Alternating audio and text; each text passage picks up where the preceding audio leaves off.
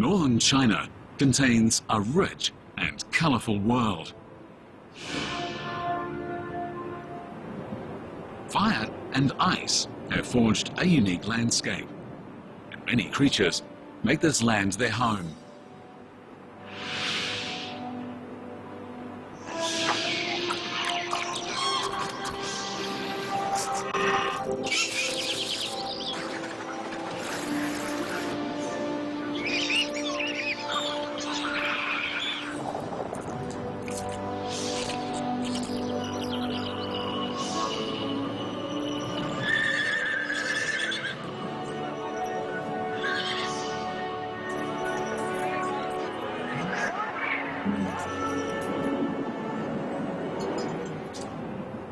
In this region, the mountains, plains, lakes and grasslands force inhabitants to suffer the extremes of arid or humid weather, fertile or barren soil, and harsh or mild temperatures. Still, here in the Hexigten Banner, life takes hold regardless.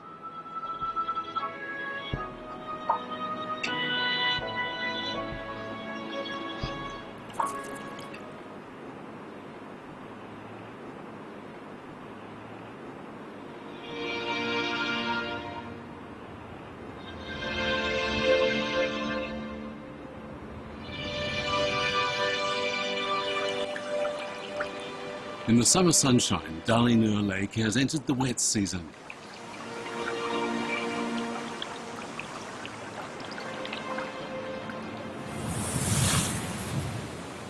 The birds that breed in Hexigten have to make every minute count. They must nurture their fledglings, but they also need to molt. From birth to maturity, birds go through the molting process many times, and during this period, they will temporarily lose their ability to fly and will be in danger.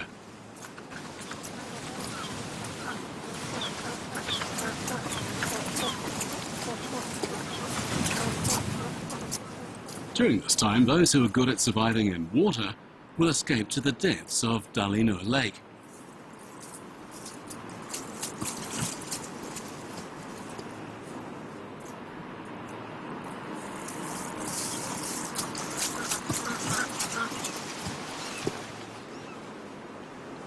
When the feathers fall off, they float on the surface of the water. Large groups of swan geese start to gather.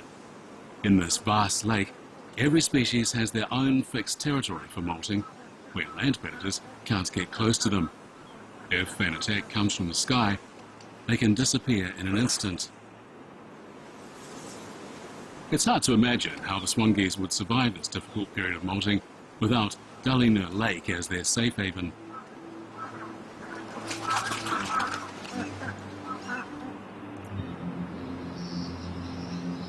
Meanwhile, birds living on land try every means possible to hide themselves.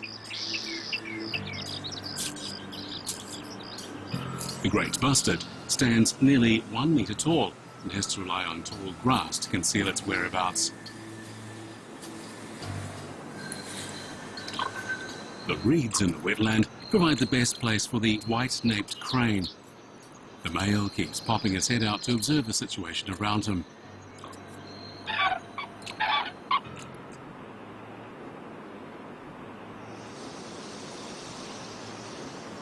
Dalinur Lake was born out of volcano and glacier.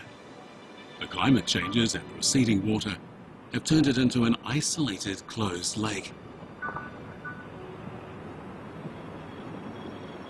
But it hasn't completely dried up like other lakes in this arid region.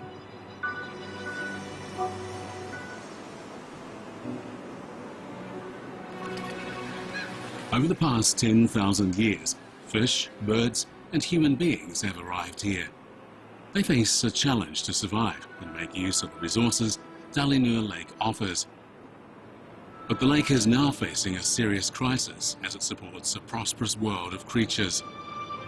Facing an increased population, growth in agriculture and scarce rainfall, can Dalinur Lake survive? Will this natural kingdom in Hexigten continue to be sustainable?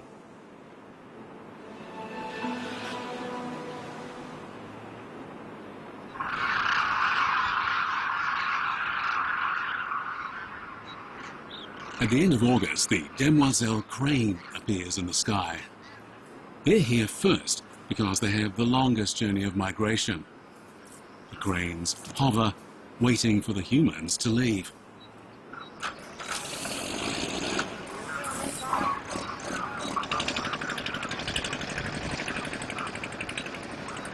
When all the work is done in the field, the farmers go home and the cranes take over the territory.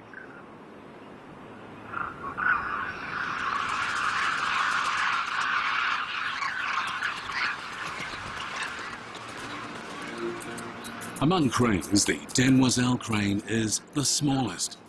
The white feathers on their cheeks fluttering in the wind is the most obvious mark on them. That is how they got their names. But people might never know that this bird, despite its delicate appearance, has a legendary life experience.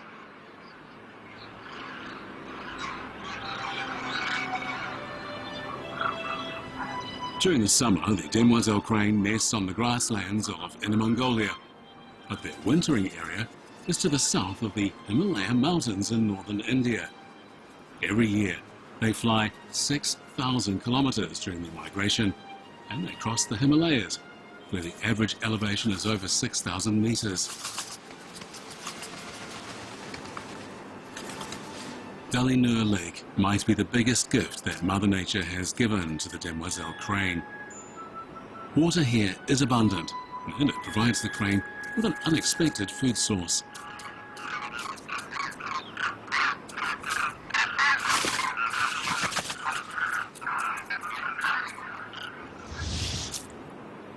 To the northeast of Dalinur Lake, the most prominent landmark is Garsung Mountain.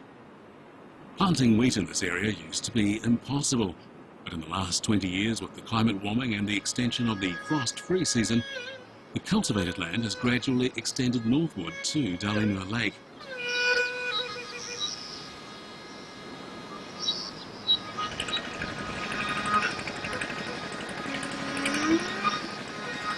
During the harvest, the wheat and grain are strewn all over the field after the farmers gather their crops. This provides a high-protein diet for the demoiselle crane. It takes more than the change of climate for the landscape to change from prairie to farmland. The southern region of Hexigten, which borders on the Yanshan Mountains, is the demarcation line of agriculture and livestock raising, with 400 millimeters of annual precipitation here. The dividing line of arid and humid determines the way humans live. North of this line is a world of nomadic herders where people move livestock to find water and grass. To the south, there's a region of intensive cultivation. The setting sun colours Ulaanbaatar red.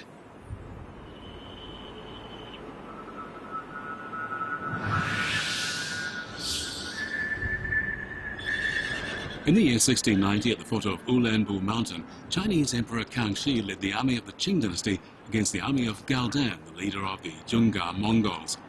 Galdan was defeated and he retreated to the north of the Gobi Desert. With that, the Qing dynasty controlled the Mongolian plateau. This was the first time in Chinese history that the Central Plain Empire united the agricultural region and nomadic region in East Asia. Introducing agriculture to arid land can cause the soil quality to decline and accelerate expansion of deserts. What's more, irrigating farmland will take water from the river and make the grassland even more arid. This is a dilemma for humans, but still, the crops are a pleasant surprise for the migrating birds.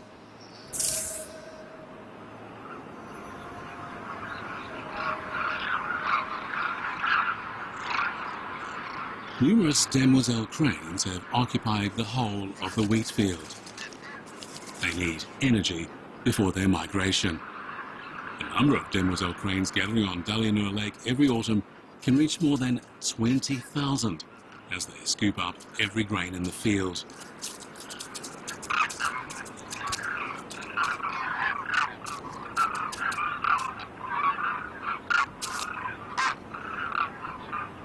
There is a benefit to the farmers though, as the birds have a very high metabolism. The wheat is quickly digested and becomes a high-quality fertilizer for the fields. Land which was not very fertile will yield a better harvest next year.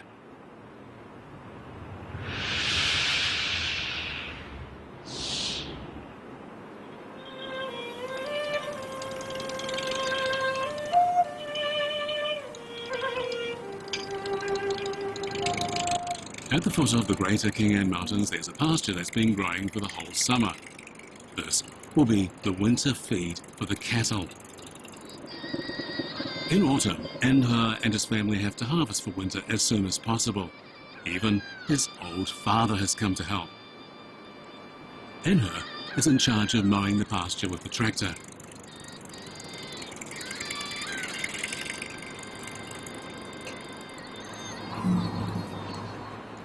The oldest son gets the dried grass ready for storage. These days, herdsmen also need to be skilled drivers.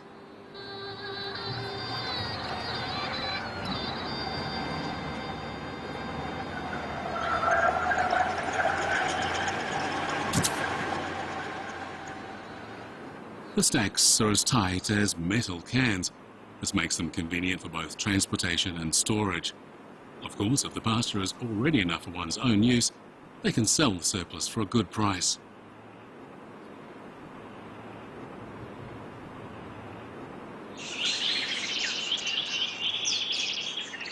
Beside the wetland of Dalinur Lake, the white-napped cranes start together.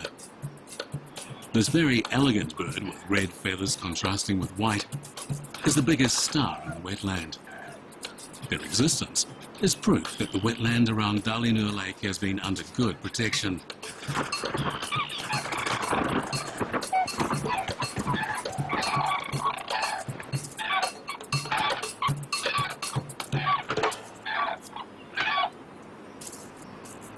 A few months ago, the newly hatched cranes were just learning how to walk. Today, they're almost as tall as their parents. But they still need to be cared for by their parents, and their flying skills need more practice.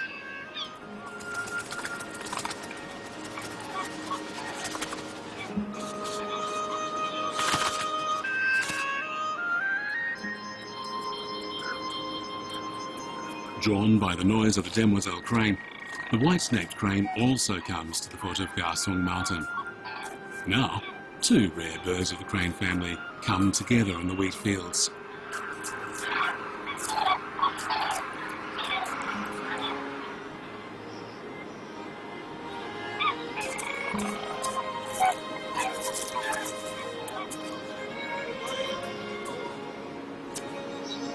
The farmers harvest, the herdsmen mow the grass, and the birds bury their heads in food.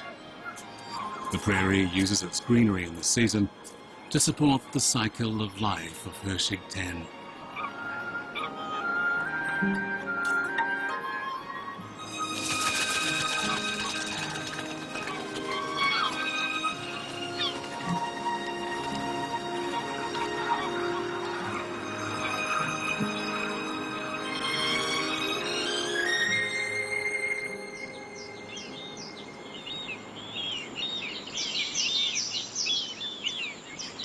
The first colony of birds on a massive scale that appears on the mudflats of Dalinur Lake belong to the sandpiper family. This bird is the smallest in size, but the biggest in number in Hexigten. As these red-necked stints are small, they have to search for food in the shallows, but luckily the mudflat here is smooth. These birds cover the entire surface of the water.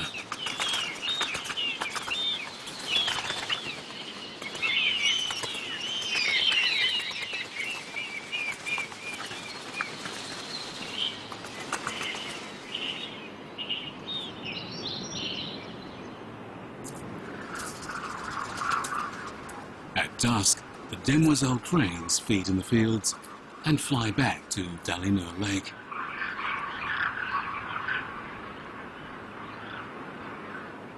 You can think of the North Estuary as a 5-star hotel that the lake has provided for the birds to rest and feed.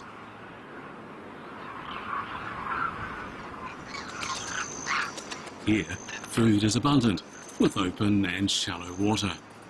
It's warm and safe for groups of migratory birds to spend the night in this shallow water.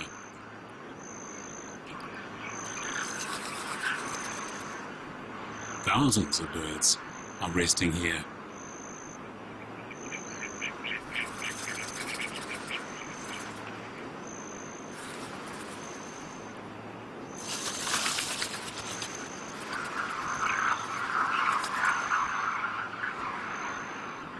In the early morning, the sun hasn't yet risen, but the North Estuary becomes noisy again. The birds fly to the surrounding areas of the lake to search for food.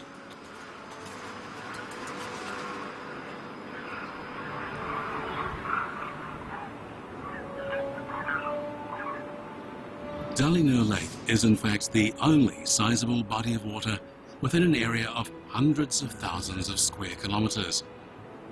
With the surrounding wetland, sand, grassland and wheat fields, it provides a wide and varied living space for the migratory birds.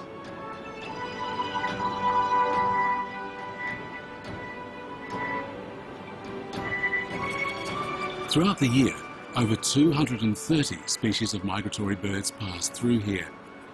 They will replenish their strength and grow, and finally gain enough strength to continue their journey.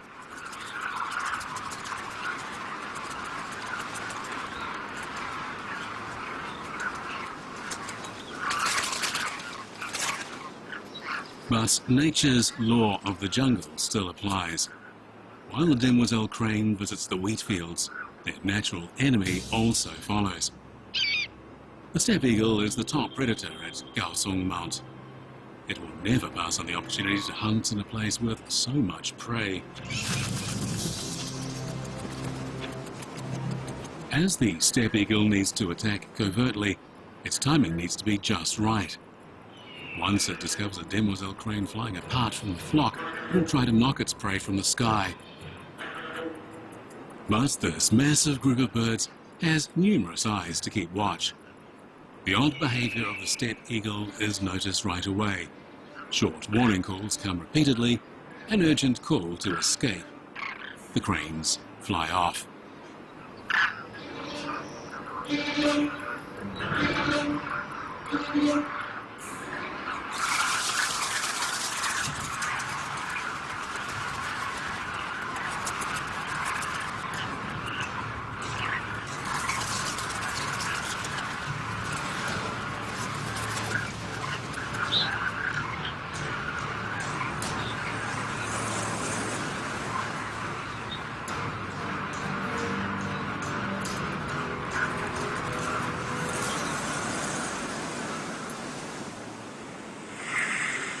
The steppe eagle relies on its powerful wings. Few birds can withstand its powerful attack. But the demoiselle crane has its own strategy. Two flocks slowly join and form a bigger group. And after flying for a short distance, they descend again, and it turns out they want to form an even bigger army of birds.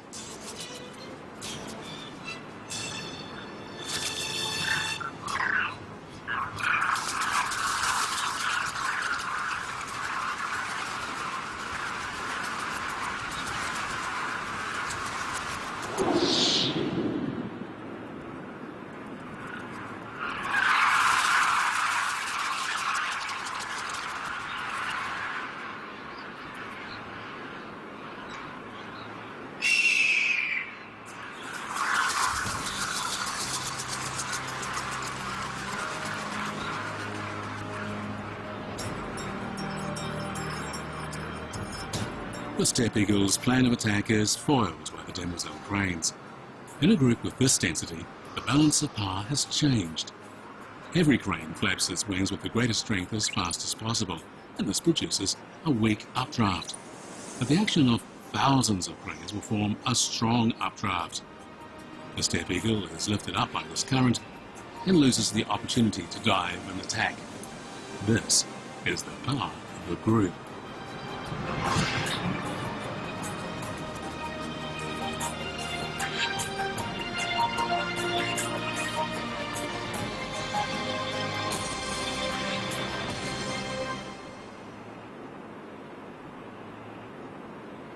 Dalinur Lake supports a giant ecosystem for birds.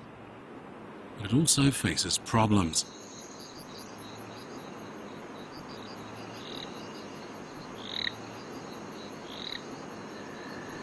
In the summer, the sun's rays reach to the bottom of the lake.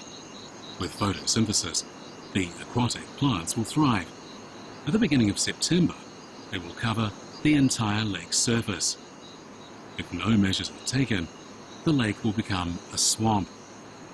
This will be a potential disaster for the lake, but fortunately, there's a solution.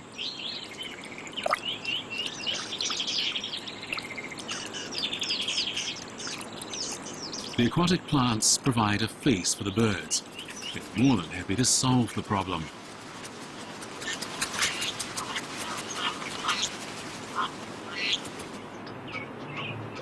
To observe how the migratory birds remove the aquatic plants, a camera is set up on a 10-metre high platform. Another camera is set up close to the lake shore. They provide a clear look at the birds' foraging behaviour.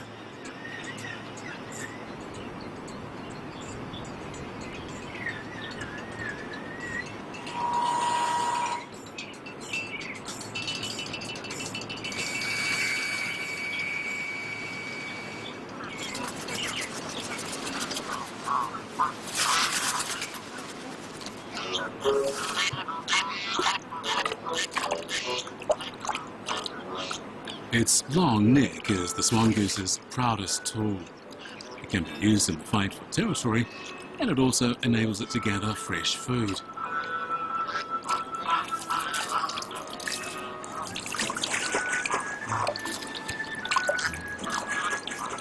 The swan geese sink their heads deep and, like an excavator, dig out the roots of the aquatic plants from the lake bed. The rootless plant will then be swept away by the waves and finally decay. In this way, the swan goose returns the favours of the lake.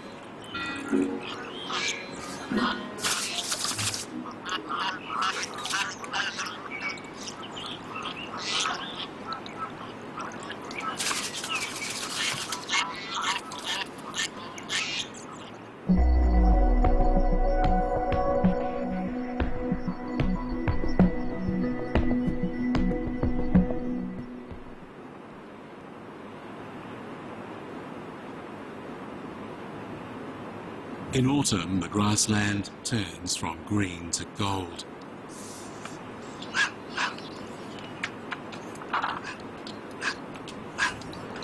And her and his family have lived in the summer camp for over 4 months.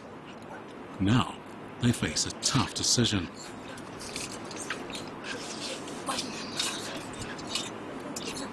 An iron mine nearby has offered a high price to lease their winter ranch for 30 years. Although there were different opinions between the older and younger generations, their father, Batar, finally decided to go back to their winter ranch at the foot of the Greater Kingan Mountains. This decision is not just for their livelihood, but out of respect for the traditional lifestyle.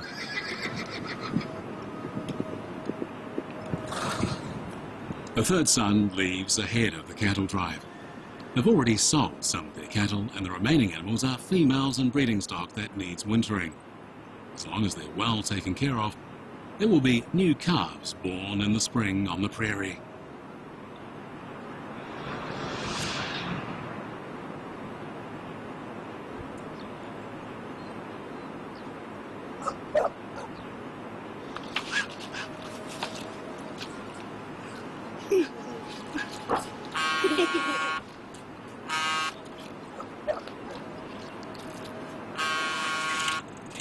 The tractor carrying their Mongolian yurt is the last to depart. In the past, it would have taken the herdsman a couple of days or perhaps as much as 10 days to move to another place. It was just a few hours. It's still the old route, the same people, the same prairie. Everything moves in a circle, and the cycle repeats itself according to the rhythm of nature.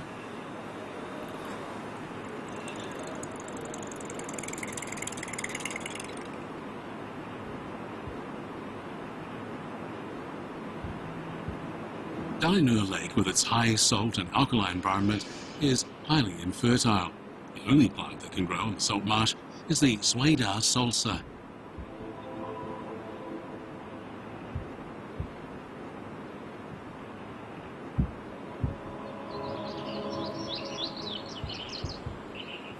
At the beginning of autumn, the branches and leaves turn red. The lake shore becomes a red carpet.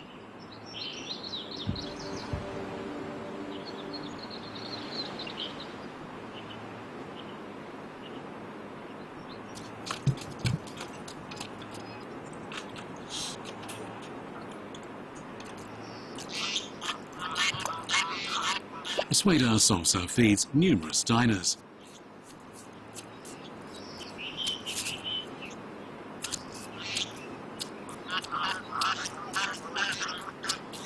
After the aquatic plants are disposed of, large crowds of swan geese invade the spot. The plant has a high nutrition value.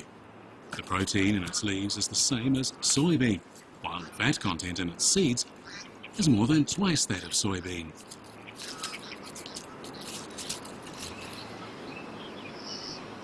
A few days later, thousands of ruddy shell ducks join the crowd.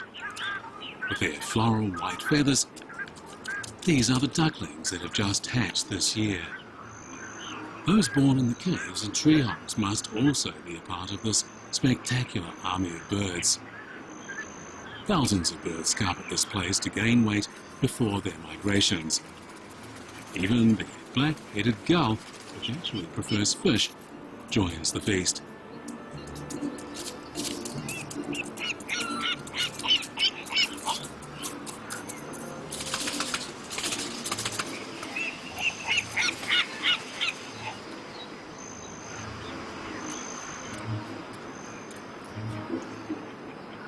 The behaviour of the birds is beneficial for the Fuzhou salsa.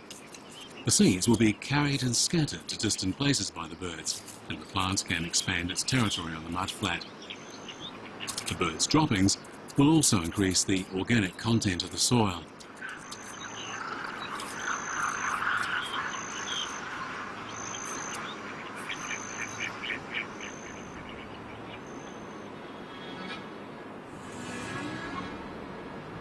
The chill of autumn is hastened by the strong wind. The Dalinur Lake area is in fact in a famous wind belt in northern China. These windmill generators are producing clean energy at a maximum revolving speed. Using the power of the strong northwest wind, the Demoiselle crane family starts their last flying lesson.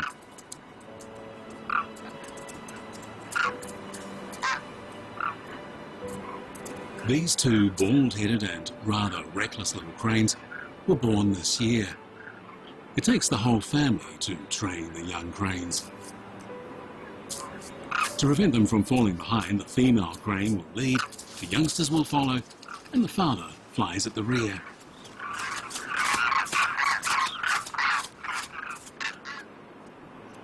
After 2 months training, together with their parents, the little cranes will set off on an arduous and dangerous journey covering 6,000 kilometres.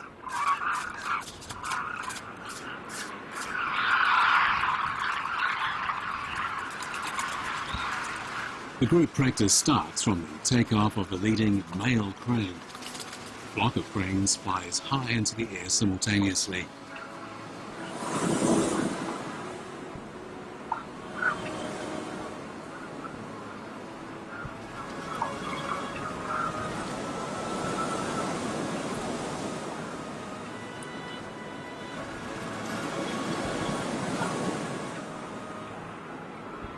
Their ultimate goal is beyond the Himalayan mountains. To avoid being caught in the mountain snow, they have to fly with tremendous strength. This is a battle between the smallest crane in the world and the tallest mountain in the world.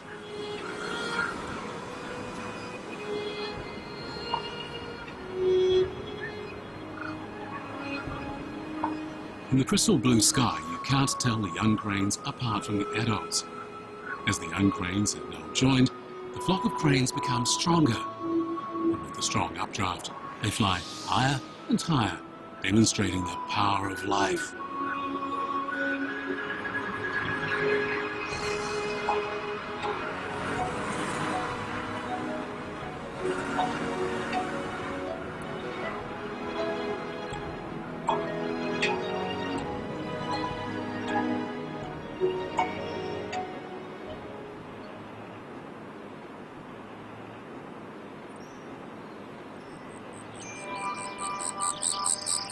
As the weeks pass, the greater King Anne Mountains change colour.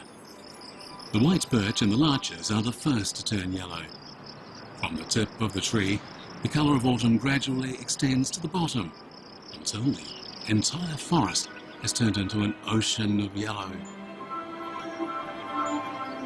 The bushes in the forest gradually wither, and the Manchurian crabapple tree presents its glamorous jewel-like fruit.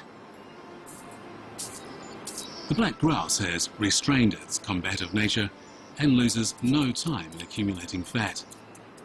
Food is everywhere, and as long as they're not too lazy, the coming winter will be survivable.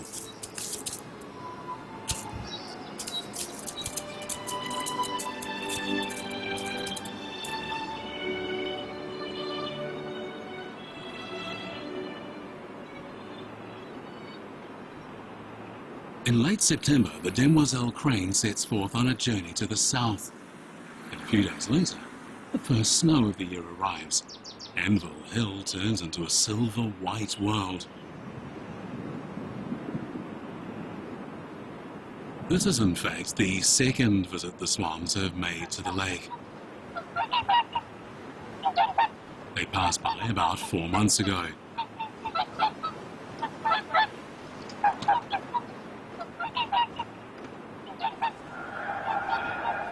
The swans migrate between their breeding grounds near the Arctic Circle and the southern wintering ground. Dalino Lake is one of their important stopping places.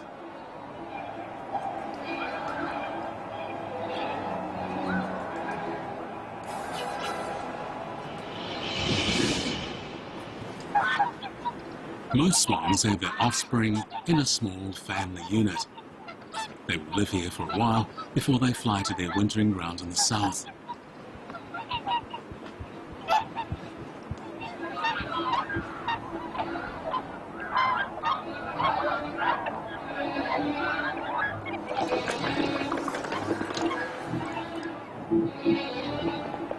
They seem to be excited to be back in the blue water of the lake.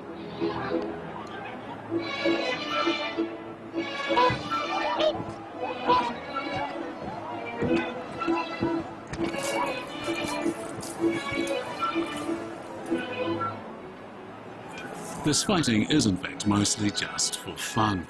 Now that the mating season is over, their territorial instincts are not so strong.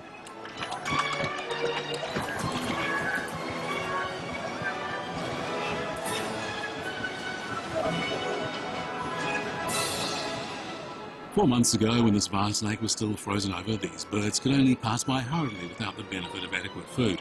But now, they can have a big meal.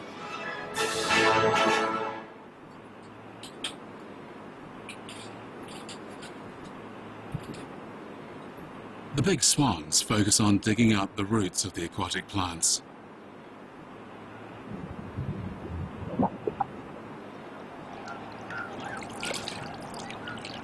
Their necks are long, and when necessary, they can reach to the bottom of the lake.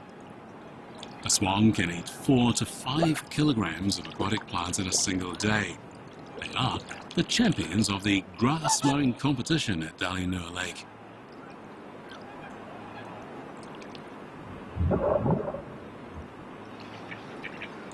Wild ducks of various species follow the swans at a distance. These freeloaders are expecting to get the food that the swans miss. Birds big and small clean up the grass in sequence, and finally this vast lake will become quiet again. After eating, these beautiful creatures never fail to preen. The alkaline water in Dalino Lake is the best medium for them to clean off the grime on the surface of their body and to get rid of the dirt and parasites in their feathers.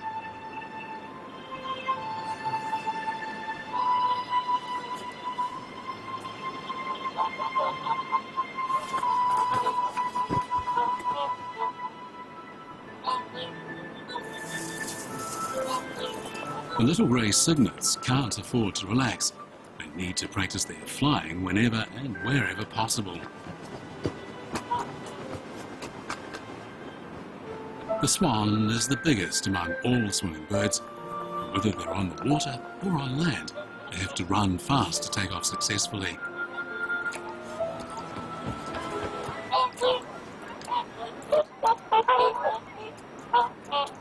The migratory birds have to strengthen their wings for the long journey ahead.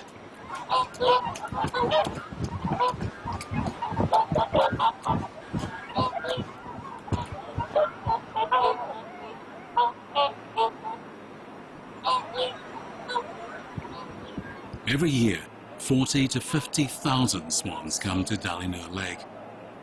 Dallinur Lake becomes the beautiful Swan Lake of northern China.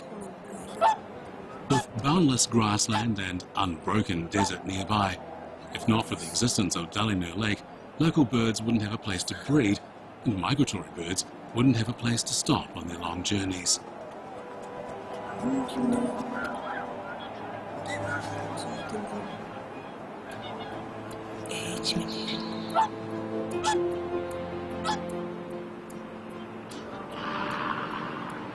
Dallinur Lake has an abundance of water sources. This lake hasn't dried up because of its truly unique water supply.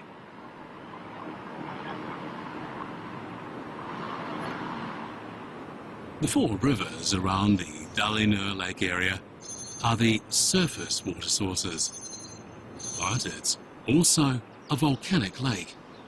Its basin is quite deep with a maximum depth of 13 meters. This enables it to acquire water from underground sources too. At the south bank of Dallinur Lake, there's a water factory created by nature, the Ottingdag Sandland. Although rainfall is infrequent, the sand will retain every drop of it. The loose grains of sand allow the rain to easily seep down and be preserved underground rather than evaporate.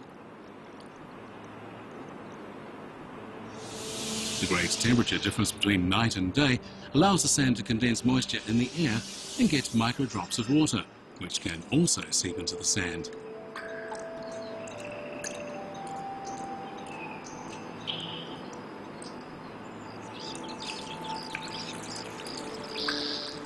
The underground water is filtered by the sand and re-emerges as a spring.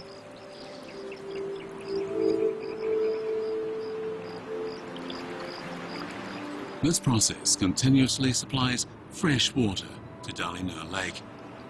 It is this invisible source of water that creates this vast lake that has never dried up over tens of thousands of years.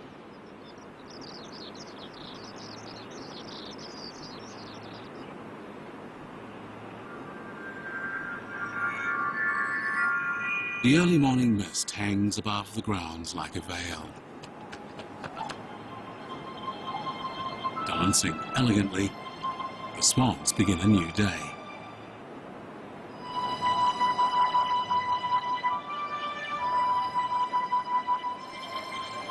Led by their parents, the young have now developed a certain level of proficiency with their takeoff.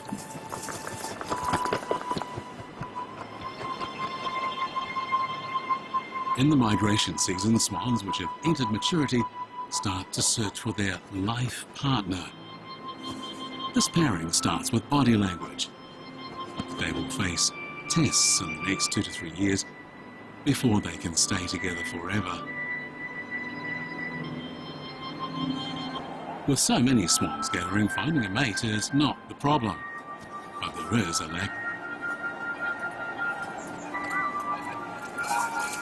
As two prospective couples wander into each other's space, a conflict occurs.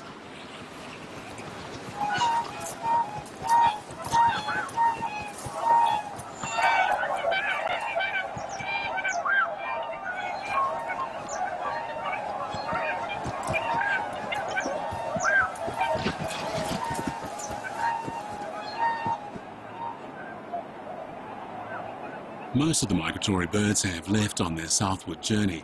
Only the swans and the ruddy shelduck linger for a while longer. The ducks have been at Dallinur Lake for the best part of a year, and they're still here, continuing to feed. Time seems to stand still here. Be it the ruddy shelduck, the earliest to arrive, or the swan that appears last, They both seem to be neglecting their winter migrations.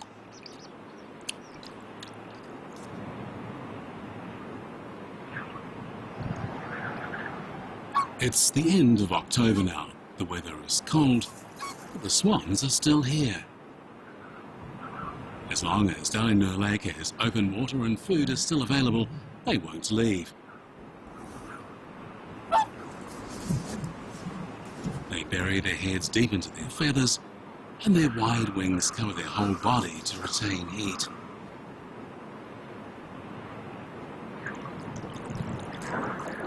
The lake surface gradually freezes, and the ice extends from the shallow water toward the center.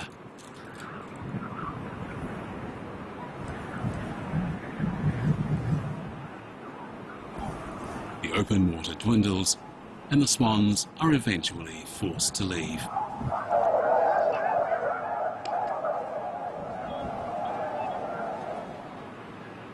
There is now no sign of life on the empty lake surface.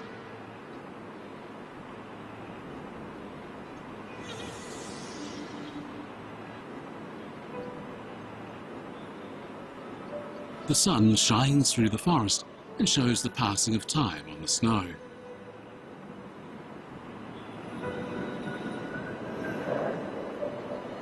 The cold from Siberia sweeps down onto the Qingshan Mountains. The white birch and the Chinese pine once again resemble ice sculptures. The mortar-shaped pits on the rocks preserve the autumn rain in the form of ice, awaiting next spring's arrival.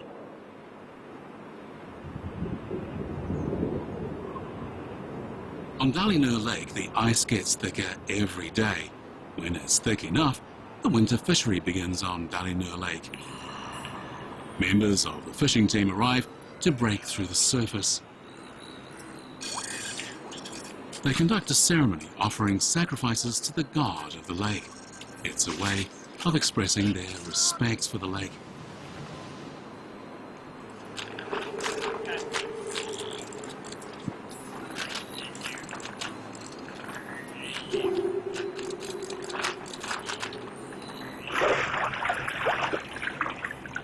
The temperature is now below minus 20 degrees Celsius. The opening can freeze over at any moment. The team members lose no time getting the big net into the water. They pull the threading rods underwater so the net will move forward following the direction of the ice holes. Using the rods, 2 flank nets will be unfolded underwater, forming a giant fishing net.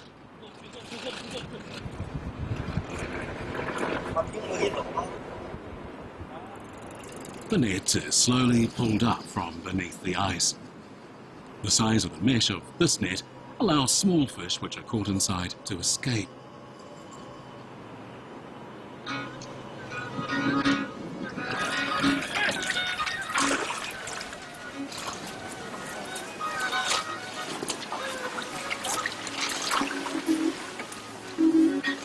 People around Dallinur Lake never overfish. The local people have an abundant food source, and the fish stocks in the lake can be maintained.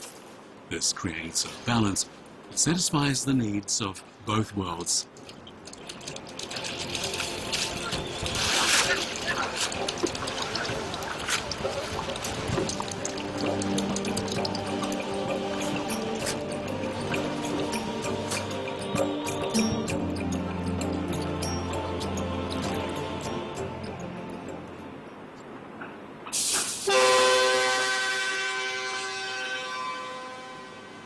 A steam locomotive passes through the valley on a sightseeing tour. It embodies the new hope of developing a more environmentally sensitive economy. With its millions of years of natural evolution, Hexigten is more than just a colourful geopark in northern China. It's a prosperous kingdom of nature.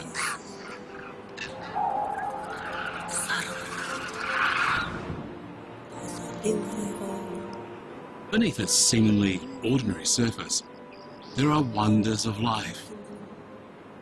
Such treasures are the most valuable. And fortunately, they're still everywhere around us.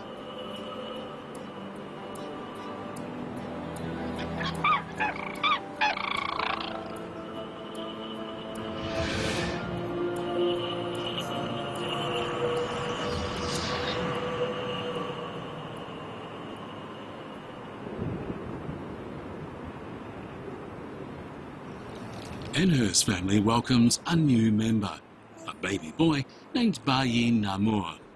In the Mongol language, Bayin means fertile, Namur means autumn. The family hopes his future will be as fertile as the prairie in autumn. The meaning of life lies in the creation of life. So, what choices should be made for the good of later generations? An ancient Mongolian folk song provides an answer to this question. Take care of the spring and the river that you drink water from.